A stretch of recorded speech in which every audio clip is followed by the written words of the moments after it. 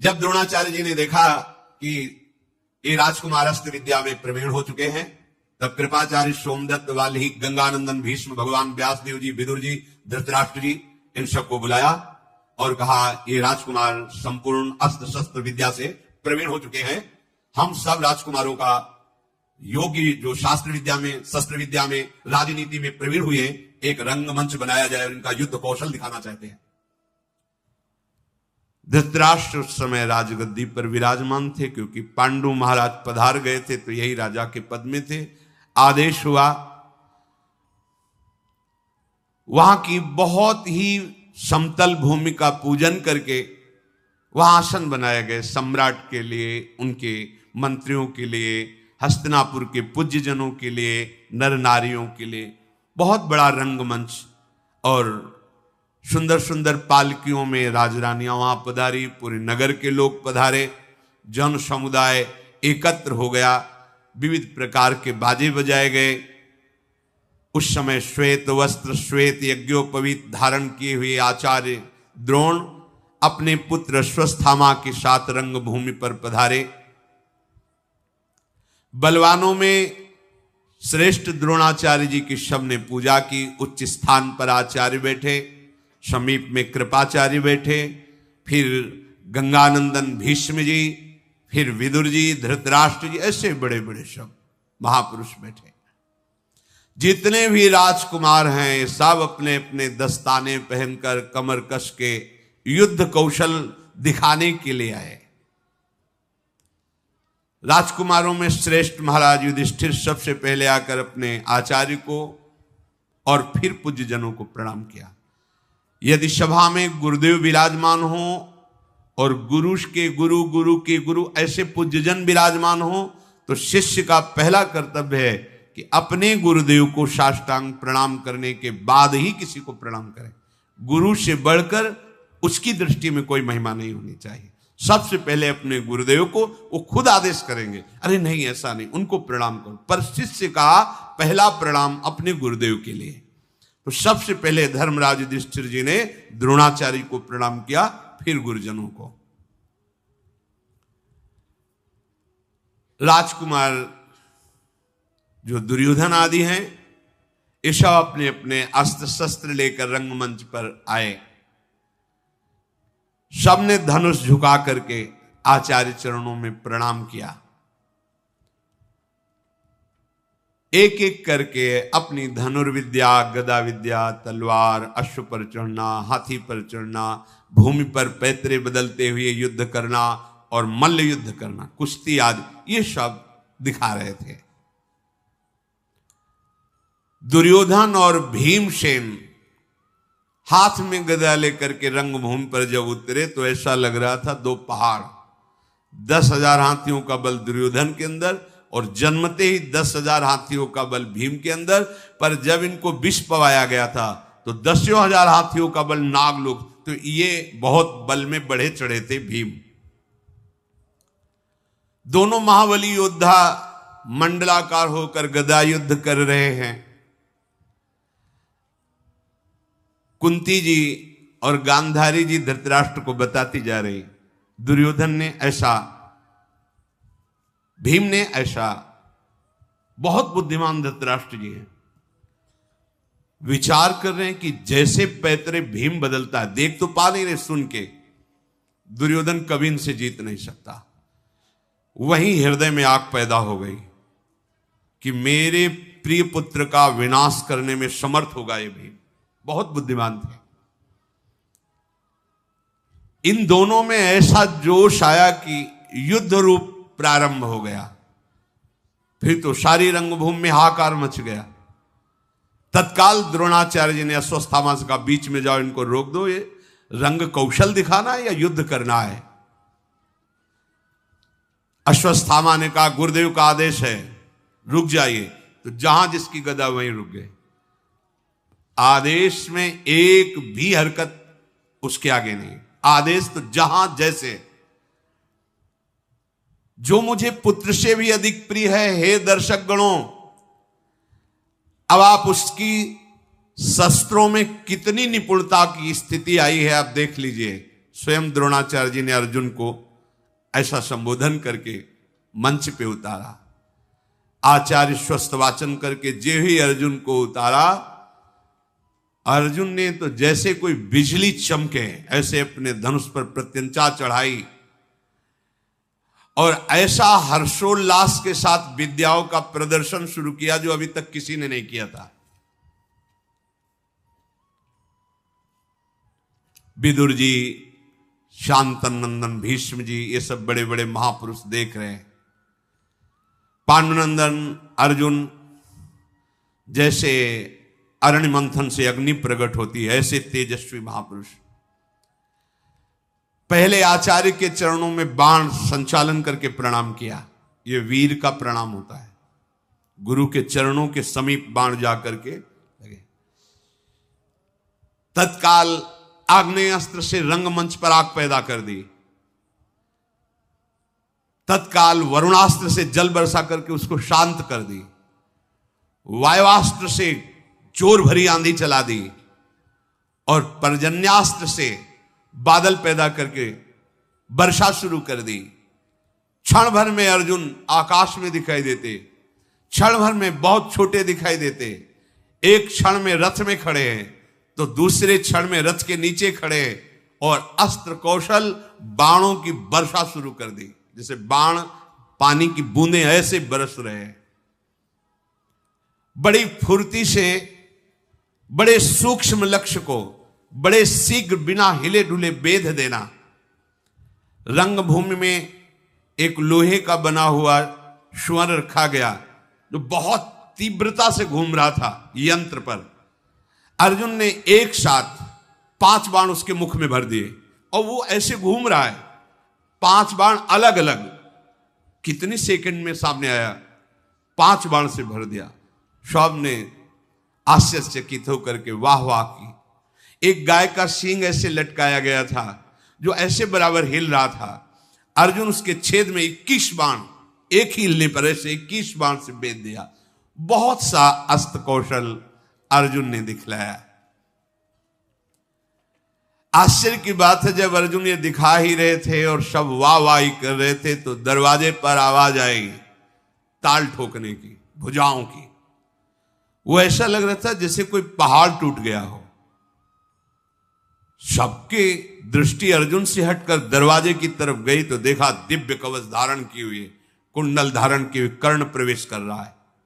ये जो पीछे कवच कुंडल अपहरण की बात बताई थी कि सूर्य भगवान ने स्वप्न में कहा, वो युद्ध क्षेत्र की थी। वहां उनकी प्रशंसा के लिए कहा था कि स्वयं सूर्य भगवान ने आदेश किया था पर उन्होंने चीज की। ये युद्ध क्षेत्र में जब महाभारत युद्ध उस समय की बात, दिव्य कवच जो शरीर के साथ उत्पन्न हुआ था, जे ही कुंती जी ने देखा कि ये तो मेरा पुत्र है, इसी को तो गंगा में प्रवाहित किया था और इसे अतिरथ ने पाला है। अधिरथ ने बड़ा आनंद हुआ पर क्षोभ भी हुआ कि ऐसे वीर पुत्र को मैं घोषणा नहीं कर सकती कि मेरा पुत्र है। कुंती ने अश्रुओं से अपने कपोलों को भी होते चुपचाप कि कोई देख ना पावे। बड़ा आनंद हुआ, सबसे पहला पुत्र है सूर्य भगवान के द्वारा। प्रचंड किरण जैसे भगवान सूर्य पधारते ऐसा तेजस्वी कर्ण आया और द्रोणाचार्य कृपाचार्य जी को ऐसे प्रणाम किया मानो उपहास कर रहा हो। थोड़ा अभिमान भी था। गुरुजनों से ऐसा नहीं करना चाहिए। ऐसे गुरुजनों को एक हाथ से प्रणाम नहीं किया जाता वैसे। और द्रोणाचार्य जी से का बड़ा यश गा रहे हो अपने शिष्य अर्जुन का। इसने जितनी कलाएं दिखाई इससे बढ़कर कम समय में मैं कलाएं दिखाता हूं। सब सभा सन्न रह गई। तुरंत बहुत से वीरों के साथ दुर्योधन खड़ा हुआ। अवश्य अवश्य स्वागत है वीर तुम्हारा, क्योंकि वो तो चाह ही रहा था कि अर्जुन की समानता करने वाला कोई नहीं, कम से कम ये वीर तो बोल तो रहा है पर आज दिखाई भी देगा कि कितना वीर है। महाबली द्रोणाचार्य जी ने कर्ण को आदेश दे दिया, तू अच्छा दिखा कला कौशल, बातचीत से ही नहीं होता। आश्चर्य की बात, कर्ण ने जितने अर्जुन ने कलाएं दिखाई थी दिव्यास्त्रों की सब दिखा दी, और कम समय में, अर्जुन से कम समय में। बड़े भाई हैं पर पता नहीं है ना किसी को। और द्रोणाचार्य जी से कहा आदेश कीजिए इस अर्जुन को, इसी रंगमंच पर मैं द्वंद्व युद्ध से ललकार कर इसके प्राणों का हरण करना चाहता हूं, मुझे ईर्ष्या है इससे। खड़ा हो गया दुर्योधन और छाती से लगाया कर्ण को और कहा प्रिय मित्र, हस्तिनापुर का राज्य तुम्हारा, जैसे चाहो वैसे भोगो, तुम्हें मैं मित्र स्वीकार करता हूं, और इन शत्रुओं के मस्तक पर पैर रख दो, यही हमारी इच्छा। उसकी तो छाती भूल गए। कुंती जी के हृदय में बड़ा क्षोभ हुआ कि दोनों मेरे लाडले, मैं कैसे बता पाऊं कि कर्ण भी मेरा पुत्र है। कर्ण ने कहा आचार्य चरण, यदि अर्जुन खड़ा रहा तो जीवित नहीं रह सकता, मैं तुमको वचन देता हूं। यहां बड़ा आक्षेप। अर्जुन ने आचार्य चरण से कहा कि आप जानते हो कि आपका शिष्य निर्बल नहीं है, आप आदेश कर दो, इस वीर को मैं अभी धूल चटा देता हूं। कर्ण की ओर बढ़े द्रोणाचार्य, कृपाचार्य, भीष्म जी सब आश्चर्यचकित हो रहे कि रंगमंच पर कहीं युद्ध न प्रारंभ हो जाए। कुंती देवी को तो मूर्छा आ गई, जब दोनों युद्ध के लिए चले मूर्छा आ गई। दासियों ने चंदन मिश्रित जल से उन्हें होश मिलाया, पर वो कोई जान नहीं पाया कि मूर्छा क्यों आई इनको। दोनों वीर आमने सामने खड़े हैं। कृपाचार्य जी खड़े हुए और कहा सावधान कर्ण, ये कुंती नंदन महाराज पांडु के पुत्र देवराज इंद्र से प्रकट हुए हैं। मैं परिचय देता हूं, ये हस्तिनापुर चक्रवर्ती सम्राट के पुत्र। तू अपना परिचय दे, किस चक्रवर्ती सम्राट का राजा है, किसका पुत्र है, कौन राजा है, कहां से आया है, तेरे मां और पिता का क्या परिचय है, क्या तू पांडुनंदन अर्जुन के सामने खड़ा होने का अधिकार रखता है। कृपाचार्य जी ने कर्ण भगवान सूर्य की तरफ ऐसे देखा, महाराज आप जानते हो और मैं भी जानता हूं कि मैं कौन हूं, पर कैसे इनको परिचय दूं। ग्रीवा झुका कर खड़ा हो गया, उत्तर नहीं। कृपाचार्य के कहने पर कर्ण की आंखों में रोष है और लज्जा से सर झुकाकर खड़ा हो गया, जैसे कमल मुरझाया हुआ हो। दुर्योधन ने कहा आचार्य चरण, कृपाचार्य से, तुम्हें पता है 3 प्रकार के राजा होते हैं। एक होता है राजकुल में पैदा हुआ उत्तम, दूसरा होता है सेनापति, अपने बल विक्रम से राजा को परास्त करके राज्य पद पर बैठ जाना, और तीसरा होता है एक राजा मित्र अपने दूसरे मित्र को राजा बना सकता है। मैं इसे राजा घोषित करता हूं अंगराज कर्ण, मैं अभी तिलक करता हूं। अगर आप कहते हो कि किस राज, तो मैं इसे राजपद पे देता हूं, और चक्रवर्ती सम्राट पद पर धृतराष्ट्र है, तो अधिकार है दुर्योधन का। तत्काल ब्राह्मणों को बुलाया, स्वस्ति वाचन हुआ, स्वर्ण का सिंहासन रखवाया, मुकुट रखकर अंगराज के पद पर कर्ण का अभिषेक कर दिया।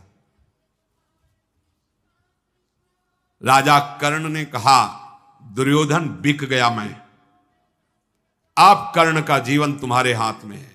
अब मैं कभी विचार नहीं करूंगा कि तुम्हारा आदेश धर्मयुक्त है या अधर्मयुक्त, आज से बिक गया। तुमने हमारी ग्रीवा जो झुक रही थी उसे उठा दिया, अब जो आदेश करोगे कर्ण तुम्हारे लिए प्राण न्यौछावर करने के लिए तैयार हो जाएगा। तदनंतर ये वार्ता हो ही रही थी कि अधिरथ जो बूढ़ा हो चुका था लाठी का सहारा लेकर रंगमंच पर आया। कर्ण ने जो ही देखा कि पिता है, क्योंकि उसी ने पालन किया था, उतरे और जाकर चरणों में मस्तक रखा। उसने कहा बेटा, इन राजकुमारों की सेवा करना पूरा जीवन मेरा धर्म रहा है, और तुम इन्हीं की समानता करना चाहते हो। नहीं नहीं, ऐसा तुम नहीं कर सकते, तुम मेरे बेटे हो।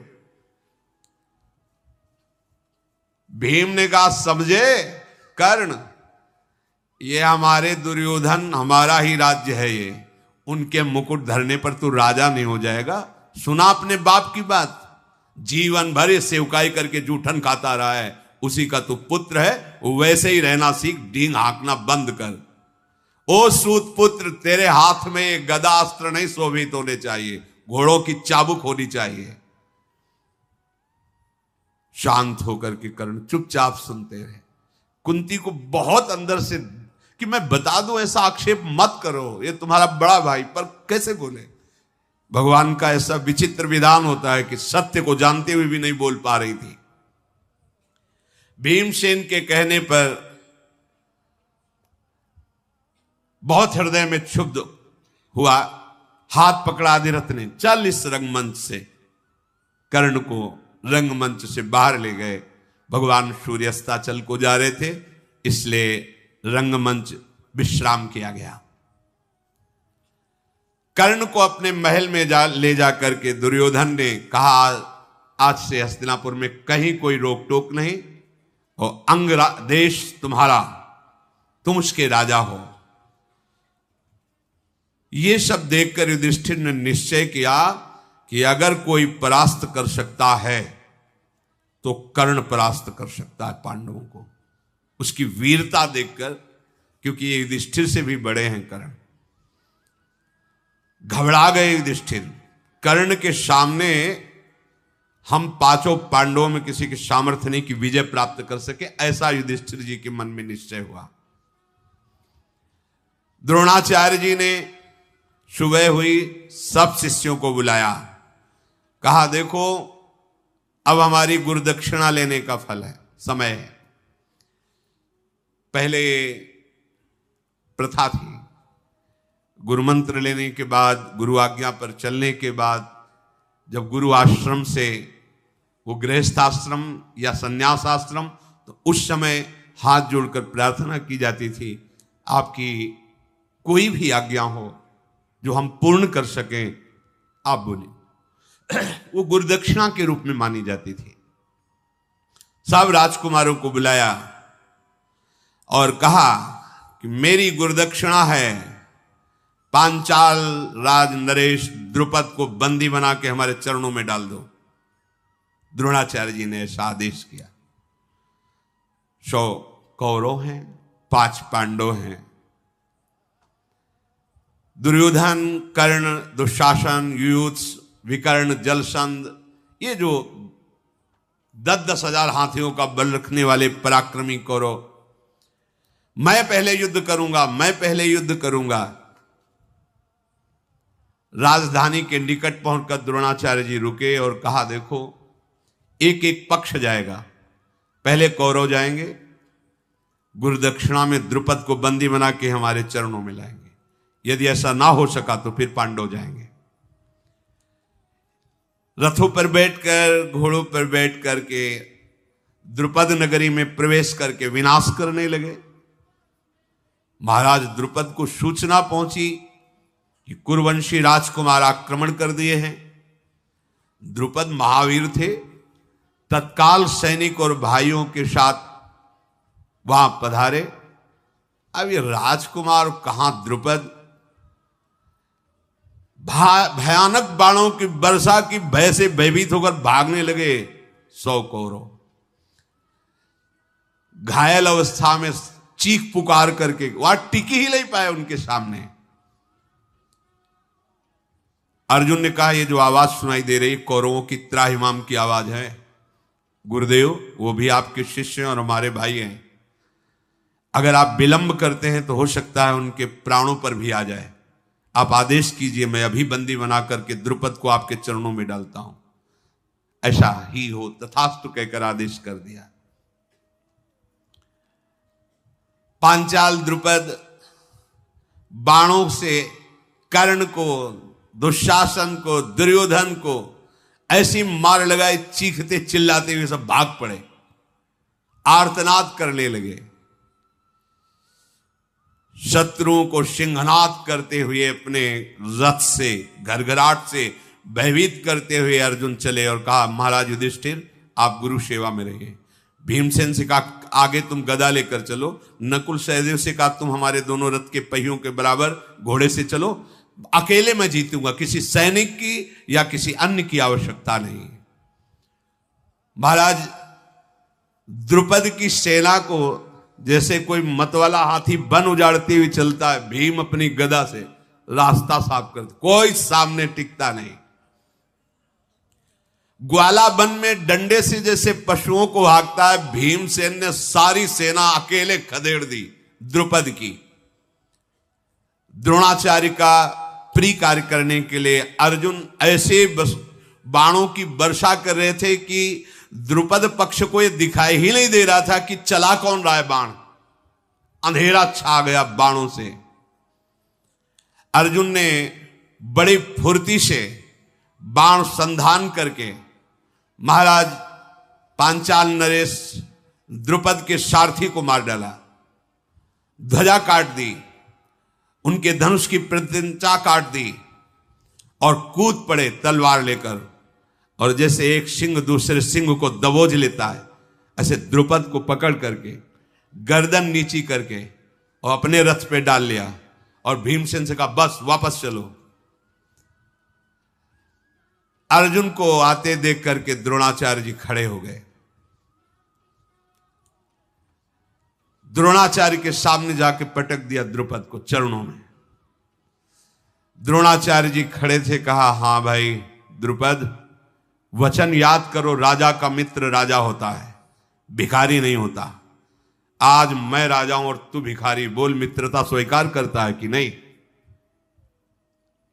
अब जब राजा ही चरणों में पड़ा हुआ है तो फिर द्रुपद के हृदय में भयंकर आग, अब राष्ट्र को रौंद दिया अकेले भीम ने। द्रोणाचार्य जी हंसे, बोले हम दयालु ब्राह्मण हैं, मारेंगे नहीं तुम्हें, क्षमा करते हैं, पर अब पूछते हैं हमसे दोस्ती करोगे? जैसे सभा में गए थे तो कहा था ए भिखारी तेरी मेरी क्या मित्रता, अब बोलो मेरे से मित्रता करोगे? तुम कुछ नहीं हो इस समय में, तुम्हारे प्राण भी हमारे अधीन है। हाथ जोड़ करके द्रुपद ने कहा मुझे पता नहीं था कि ब्रह्म बल सबसे श्रेष्ठ होता है। अब मैं आपके चरणों में पड़ा हूं, चाहे जीवन दान दो या आप मार दो, पर आप जैसे पराक्रमी महात्मा के पराक्रम को मैं ऐसा नहीं जानता था। द्रुपद ने कहा। उनका द्रुपद तुम आज भी मित्र हो, सम्मान के साथ जाओ, पर आधा राज्य हमारा और आधा तुम्हारा। पांचाल नरेश का आधा राज्य द्रुपद को दिया और आधा द्रोणाचार्य जी ने लिया। द्रुपद को छोड़ तो दिया, पर द्रुपद ने कहा क्षत्रिय बल से तो तुम्हारा नाश नहीं कर पाए हम और न कर पाएंगे। अब मैं ऐसे ब्राह्मण को ढूंढूंगा जो तुम्हारा नाश कर दे, क्योंकि मैं सहन नहीं। ये ईर्ष्या द्वेष जय पराजय ये बिना भगवान के भजन के शांत नहीं होती।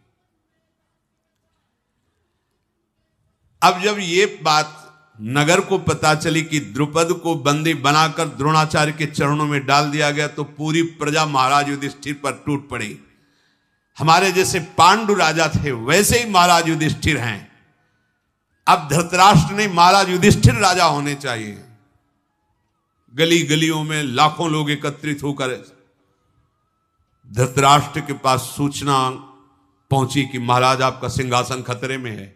महाराज युधिष्ठिर के लिए पूरी प्रजा तैयार है।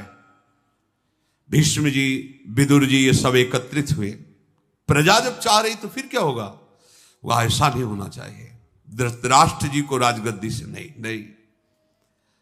धृतराष्ट्र जी ने घोषणा कर दी युवराज पद पर महाराज युधिष्ठिर को विराजमान कर। युवराज पद पर विराजमान करने से कम राज सिंहासन तो बच जाएगा।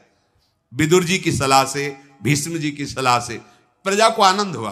हाँ ठीक है, युवराज के बाद राजा तो यही होंगे ना। बड़ी शास्त्रीय पद्धति से महाराज युधिष्ठिर को युवराज पद पर विराजमान किया गया। इसी बीच में भीमसेन ने भगवान बलराम जी से गदा युद्ध सीखा और दुर्योधन ने भी। कपटी आदमी चाहे रिश्तेदार हो चाहे नातेदार हो, कभी उसको अपने समीप ज्यादा नहीं रखना चाहिए, नहीं विनाशी होता है। जब से पांडव पधारे थे तब से शकुनी आके यहीं रहने लगा था। गांधारी जी का भाई है और बहुत ही कपट माया जाल में प्रवीण है। इसने कहा भांजे यदि युधिष्ठिर युवराज तो निश्चित राजा, क्योंकि महाराज पांडु राजा थे, पांडु के पधारने पर धृतराष्ट्र हुए हो, आंख है नहीं, युवराज ये तो राजा वो, फिर उन्हीं का पुत्र राजा, मतलब सदैव तुम दास ही रहोगे, कभी राजा पद नहीं, मारो पांचों को मारो। अब उनके हृदय में बड़ी जलन हुई कि अब क्या करो। समुद्र पर्यंत सारी पृथ्वी का राज्य महाराज युधिष्ठिर को मिलेगा, क्योंकि युवराज हो गए, अब क्या कर सकते हैं। इतने में जो भी राजा सर उठाता विरोध में, भीम और अर्जुन जाकर परास्त करके धनराशि धृतराष्ट्र के चरणों में समर्पित करते। ये सब सुनकर देखकर धृतराष्ट्र का हृदय जलने लगा। निश्चित निश्चित मुझे भी सिंहासन से उतारा जाएगा और युधिष्ठिर ही चक्रवर्ती सम्राट बनेगा। एक कणिक नाम का बहुत ही कूटनीतिज्ञ सलाहकार था धृतराष्ट्र का। उन्होंने बुलाया एकांत में, कहा कुणिक मैं विचार नहीं कर पा रहा हूं कि क्या करूं, परिस्थिति यह है कि मेरे भाई के ही पुत्र मेरे लिए कांटा बन रहे हैं। तो उसने कहा महाराज राजा आप हो, खजाना आपके हाथ में, मंत्री आपके हाथ में है, शत्रु कोई भी हो उसे मरवा डालना ही उचित होता है, ऐसी कूटनीति कहती है। तुम दंड देने में समर्थ हो, यदि दंड का आश्रय नहीं लोगे तो तुम्हारा राज्य छिन जाएगा। शत्रु कोई भी हो, रिश्तेदार नातेदार पुत्र या संबंधी कोई भी हो, अगर वो शत्रु है तो या तो उससे मुंह मांगी वस्तु दे करके अपने पक्ष में फंसा के मार डालना चाहिए, और या तो युद्ध में ललकार के मार डालना चाहिए। तो तुम पांडवों को युद्ध में ललकार नहीं सकते क्योंकि तुम्हारे भतीजे हैं, तो इनको प्रसन्न करके दांव में फंसा के मार दो, यही राजनीति कहती है। कुणिक का ये उपदेश सुन करके यद्यपि नीति में निपुण धृतराष्ट्र पर बुद्धि काम नहीं कर रही, वो तो अपने स्थान को चला गया नीति बता करके। सुबल पुत्र शकुनी, दुर्योधन, दुशासन, कर्ण, ये सब धृतराष्ट्र के समीप गए और कहा महाराज आप सुन रहे हैं, देख रहे हैं, आपके हम 100 पुत्रों का पूरा राज्य से निष्कासन ही कर देंगे पांडव। भीमसेन सबसे बलवान है, अर्जुन अस्त्र विद्या में प्रवीण है, और मैं सदैव जलता रहता हूं यह देख करके। आपने राज्याभिषेक भी राजपद पर युधिष्ठिर का कर दिया, तो अब आपको पता नहीं है कि यही राजा बनेगा, क्या यह उचित है। और उधर वो सलाह दे के गया ही था कि मरवा डालना चाहिए, जो कणिक मन वो कूटनीति का विशेषज्ञ था। कर्ण और शकुनी, महाराज धृतराष्ट्र अब आप कुछ विचार कीजिए, ये पांडव भारी संकट हैं, इनका विनाश होना ही चाहिए। ये भीष्म सत्य प्रतिज्ञ हैं, कभी पांडवों का पक्ष छोड़ेंगे नहीं। द्रोणाचार्य जी अर्जुन को बहुत प्यार करते हैं, सदैव उनके पक्ष में रहेंगे। युवराज पद दे ही दिया है, अब हमारे लिए क्या रह गया है, विचार कीजिए महाराज। अब ऐसी दशा में हम क्या करें। आप हमारे पिता हो और राजा भी हो, क्या हमको ऐसे ही दास बना के इनका रखोगे। पांडु महाराज इतने सद्गुण संपन्न हुए, इसलिए बड़े आप थे पर राजा आप नहीं बने, आंखों के कारण, आंखें अंधी थी। अब आप राजा बने, मेरा अवसर था तो युवराज बना दिया युधिष्ठिर को। महाराज आप कुछ तो कीजिए। अपने पुत्रों की बात सुनकर और उस कूटनीतिज्ञ की सलाह से बड़ा विचार किया कि क्या किया जा सकता है, आप लोग ही बताओ क्या कर सकते हैं। धृतराष्ट्र जी ने ऐसा पूछा तो उनका महाराज हमने विचार किया है, एक बार हस्तिनापुर से हटाओ, वारणावत है, ये बात फैलाई जाए कि वारणावत बहुत सुंदर है, हम वहां बहुत बड़ा मेला लगा रहे हैं, पांडवों को कुंती के साथ जाकर वहां कुछ दिन रहना चाहिए, दर्शनी नगर है, दर्शन करना चाहिए, मेले में जाना चाहिए, एक बार आप हस्तिनापुर से हटाओ। ठीक है। दुर्योधन ने बहुत से राजमंत्रियों को पैसे देकर पूरे नगर में वारणावत बहुत अच्छा है, वहां ऐसा, वहां जाना चाहिए युधिष्ठिर को, जिसे प्रजा विरोध न करे। प्रजा में हो गया अच्छा, हम लोग भी जाएंगे देखने के लिए। धृतराष्ट्र ने बुलाया पांडवों को और कहा, बेटा जीवन भर पांडव ने हमारे साथ सद्व्यवहार किया है और तुम भी वैसे ही हमसे प्रेम करते हो। मेरा हृदय कह रहा, मैंने सुना है वारणावत बहुत सुंदर है, क्या तुम देखना चाहोगे? अपनी मां के साथ वारणावत चले जाओ, कुछ दिन वहां देखो, ये तो राज्य आपका है ही है, फिर आ जाना। युधिष्ठिर जी को अच्छा नहीं लगा कि मतलब ये सम्राट पद पे बैठ के ऐसी क्या बात कर रहे हैं, अभी तो युवराज पद दिया है, ये बात क्या कर रहे हैं, मतलब ऐसा क्या, इतना प्रेम से मुझे क्यों भेजना चाहते हैं?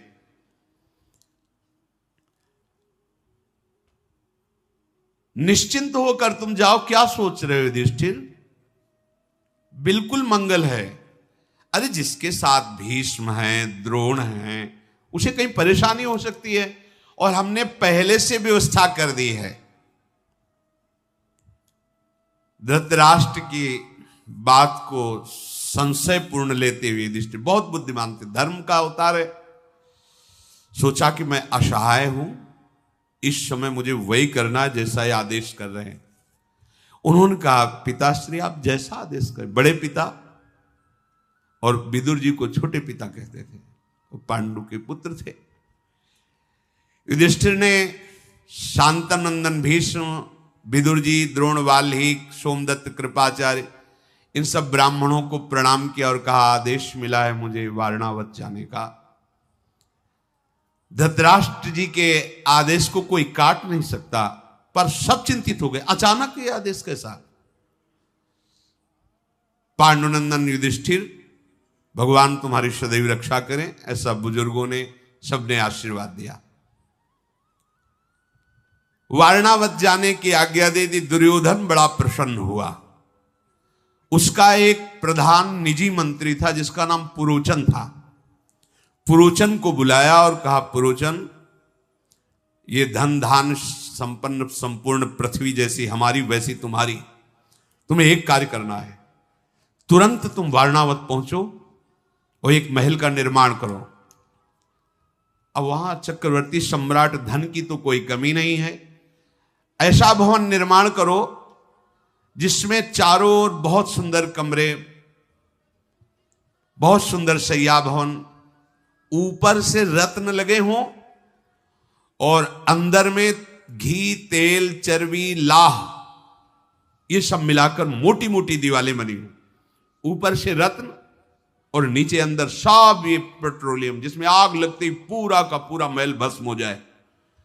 और ये लोग जब पहुंचे तो गांव के महल में रखना, जब तैयार हो जाए पूरा तब कहना कि आपके लिए एक निजी महल तैयार किया है, आप कुछ समय तक उसमें वास करें और अवसर मिलते ही आग लगाकर पांचों पांडव और कुंती को वहां भस्म कर देना। चारों तरफ पूरे महल में सन, तेल, घी, लाह, चर्बी, लकड़ी ऐसे लगाना कि कोई जान न पाए, ऊपर से रत्नों का लेप। बड़ी सावधानी से, गुप्तचरों के द्वारा भी पता नहीं चलना चाहिए कि मेरे द्वारा ऐसे भवन का निर्माण किया जा रहा है। पांडवों को ऐसे विश्वास दिलाना जैसे तुम उनको बहुत प्यार कर रहे हो। जब पांडव जल जाएं तब तुम भी बाहर खड़े होकर के रोना कि हाय ये क्या हो गया, कैसे आग लग गई, क्या हो गया, तो ऐसे, और हमें सूचना देना। पुरोचन ने वैसा ही करने का ठाना जैसा दुर्योधन ने कहा था। शीघ्रगामी रथ पर आरूढ़ होकर वो वारणावत पहुंचा और गुप्त रूप से रात्रि में सब सामान मंगवाता और महल का निर्माण शुरू किया। पांडवजन हस्तिनापुर को प्रणाम करके दुखी होकर के चले तो उनको पहुंचाने के लिए द्रोणाचार्य, कृपाचार्य, विदुर जी और बड़े बूढ़े हस्तिनापुर के साथ कुछ दूर छोड़ने के लिए गए। धृतराष्ट्र यद्यपि ये नहीं जानते थे कि वहां आग लगाने का प्लान ये लोग कर रहे, वो केवल दूर भेजना चाहते थे। महाराज युधिष्ठिर विदुर जी की तरफ देख रहे थे। सभा साथ चल रही थी, पर बार बार विदुर जी की तरफ की कोई संकेत, कोई इशारा। भीष्म जी ने कहा, हम लोग ये नहीं चाहते थे कि आप हस्तिनापुर से वारणावत जाएं, पर महाराज का आदेश क्यों है ये मुझे पता नहीं, और उनके आदेश पर हम सिंहासन के अधीन, जो सिंहासन पे होगा उसका जो आदेश होगा हम उसी के पालन में दृढ़ रहेंगे, ऐसा हमने अपने पिता को वचन दिया है, महाराज शांतनु को। इसलिए हमारा कोई आदेश चलेगा नहीं, हम चाहते नहीं हैं पर तुम्हें जाना पड़ेगा।